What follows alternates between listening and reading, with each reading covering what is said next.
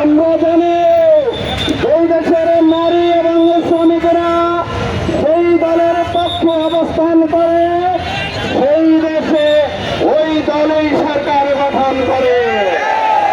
বাংলাদেশে কি এখন নারীরা আমাদের এই দর্শনীদের পক্ষে না বিপক্ষে?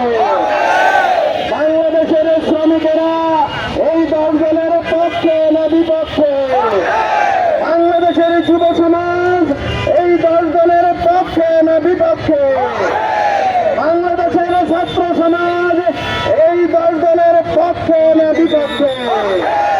বাংলাদেশের সর্বশ্রেণী পেশার মানুষ আজ জোট বেঁধেছে শাপলা তোলে তারে এবং দাঁড়িপাল্লায় ভোট দিয়ে তারা মেহনতি মানুষের পক্ষে কথা বলার জন্য ন্যায় ভিত্তিক সরকার গঠন করার জন্য তারা 12 তারিখে সকাল 7:30 থেকে 4:30 পর্যন্ত ভোট কেন্দ্র পাহারা দিয়ে ভোটাধিকার প্রয়োগ করে রেজাল্ট নিয়ে তারা ঘরে ফিরবে ইনশাআল্লাহ।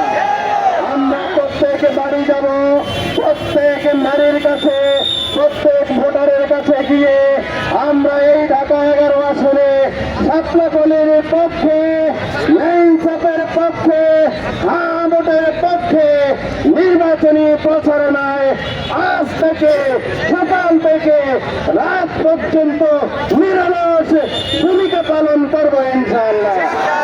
আসসালামু আলাইকুম ওয়া রাহমাতুল্লাহ।